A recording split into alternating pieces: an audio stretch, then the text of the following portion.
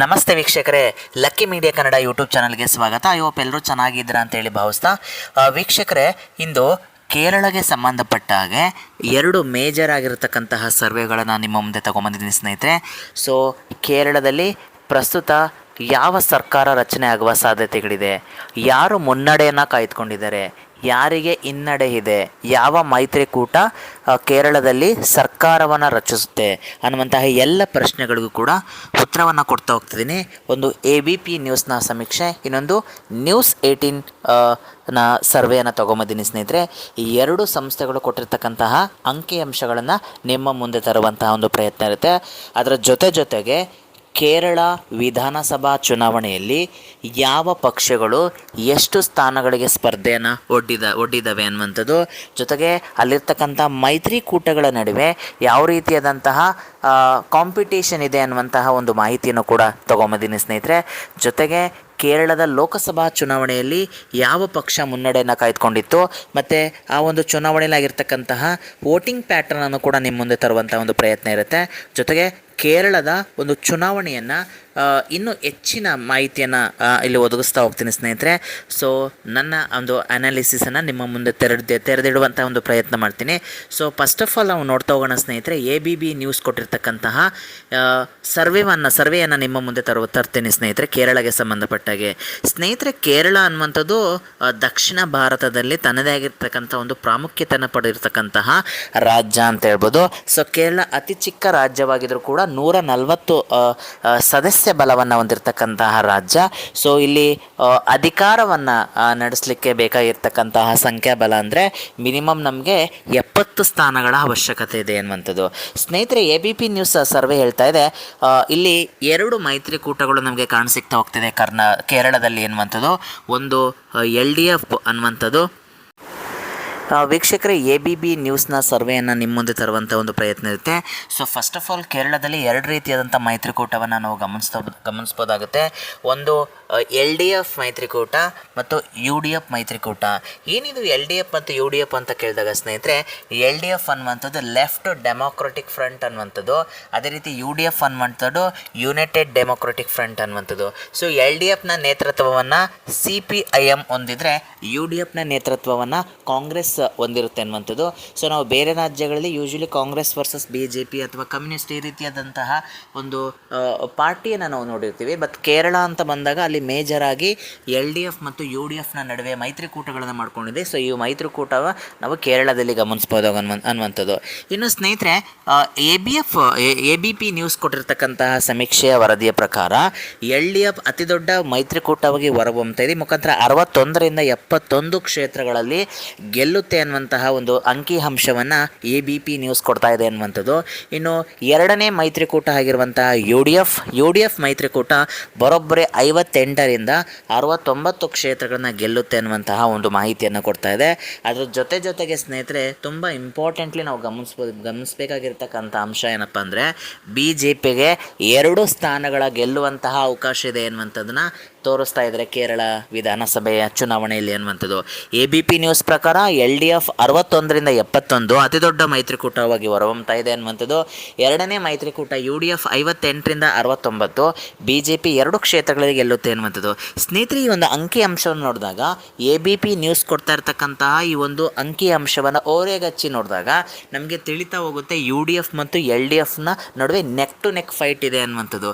ಈ ಮುಖಾಂತರ ಈ ಮಾರ್ಜಿನ್ ಆಫ್ ವೋಟ್ಸ್ ಏನಿದೆ ಅಥವಾ ಶೇಕಡಾವಾರು ಮತಗಳ ಒಂದು ಗಳಿಕೆ ಏನಿದೆಯಲ್ಲ, ಸೊ ಅದು ತುಂಬ ಜಾಸ್ತಿ ಡಿಫ್ರೆನ್ಸಸ್ ಏನು ಇರಲ್ಲ ಅನ್ನುವಂತಹ ಒಂದು ಅಂಶವನ್ನು ನಾವು ಗಮನಿಸ್ಬೋದಾಗುತ್ತೆ. ಅದರಲ್ಲೂ ಕೂಡ LDFಗೆ ಮಿನಿಮಮ್ 61 ಸೀಟನ್ನು ಕೊಡ್ತಾ ಇದ್ದಾರೆ. ಸೊ ಮ್ಯಾಕ್ಸಿಮಮ್ 71 ಸೀಟನ್ನು ಕೊಡ್ತಾ ಇದ್ದಾರೆ.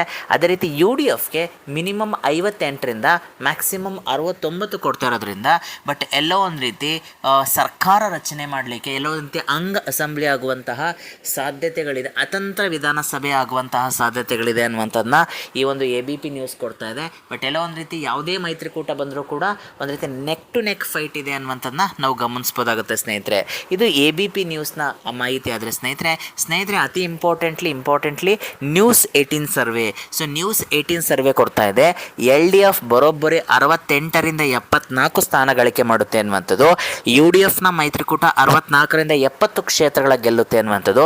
BJPನೂ ಕೂಡ 1ರಿಂದ 5 ಕ್ಷೇತ್ರಗಳಲ್ಲಿ ಗೆಲ್ಲುವ ಸಾಧ್ಯತೆಗಳಿದೆ ಅನ್ನುವಂಥದ್ದನ್ನ ಹೇಳ್ತಾ ಇದೆ News18 ಸರ್ವೆ ಅನ್ನುವಂಥದ್ದು. ಈ ಸರ್ವೆನೂ ಕೂಡ ಸಿಮಿಲಾರಿಟಿನ ನಾವು ನೋಡ್ತಾ ಇದ್ದೀವಿ ABP ನ್ಯೂಸ್ನ ಜೊತೆ.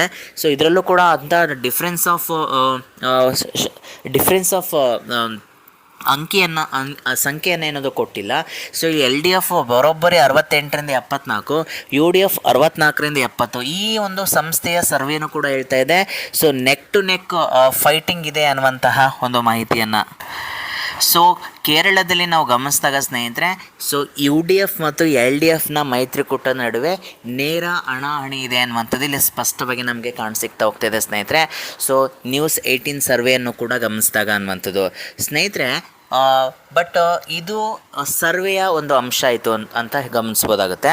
ಬಟ್ ಸ್ನೇಹಿತರೆ, ಕೇರಳದ 2024ರ ಒಂದು ಲೋಕಸಭಾ ಚುನಾವಣೆಯನ್ನು ಗಮನಿಸಿದಾಗ ಸೂಕ್ಷ್ಮವಾಗಿ UDF ಬರೋಬ್ಬರಿ 47.48% ವೋಟ್ ಶೇರನ್ನು ಪಡ್ಕೊಳ್ತಾ ಇದೆ. ಈ ಮುಖಾಂತರ ಬರೋಬ್ಬರಿ ಇರ್ತಕ್ಕಂಥ 20 ಕ್ಷೇತ್ರಗಳಲ್ಲಿ 18 ಕ್ಷೇತ್ರಗಳನ್ನು ಗೆಲ್ಲುವ ಒಂದು ಪ್ರಯತ್ನ ಮಾಡುತ್ತೆ ಅನ್ನುವಂಥದ್ದು.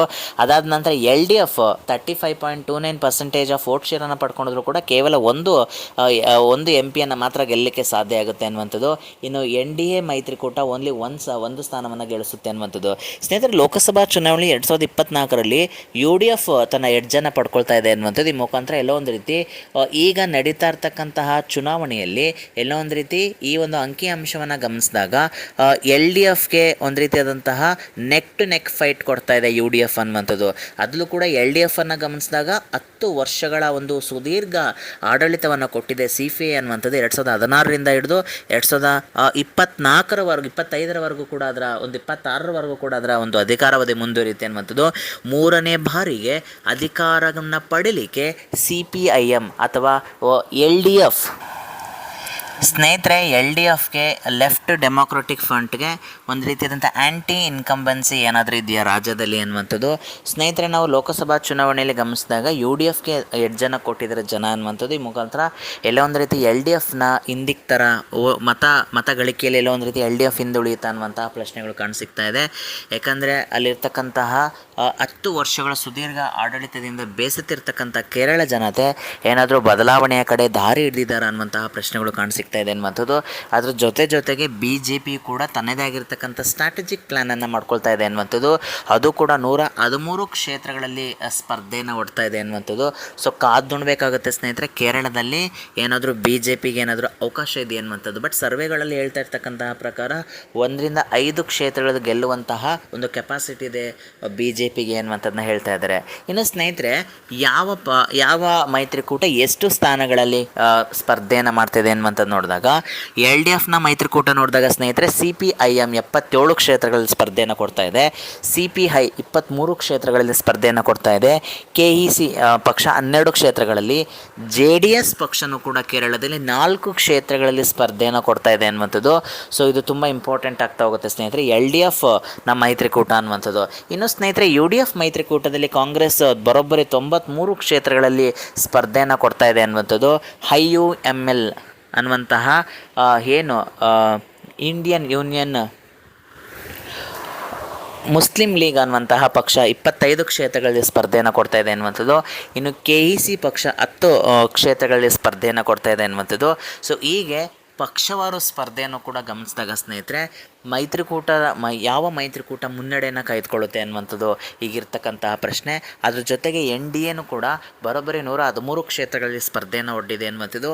ಈ ಮುಖಾಂತರ BJP ಏನಾದರೂ ಕೇರಳದಲ್ಲಿ ತನ್ನ ಖಾತೆ ಏನಾದರೂ ಓಪನ್ ಮಾಡುವ ಅವಕಾಶಗಳಿದೆಯಾ ಅನ್ನುವಂತಹ ಪ್ರಶ್ನೆಗಳು ಕಾಣಿಸಿಕ್ತಾ ಇದೆ ಅನ್ನುವಂಥದ್ದು. ಇನ್ನು ಸ್ನೇಹಿತರೆ, ಕೇರಳವನ್ನು 3 ವಿಭಾಗವಾಗಿ ನೋಡಿದಾಗ north Kerala, central Kerala, south Kerala ಅನ್ನುವಂಥದ್ದು.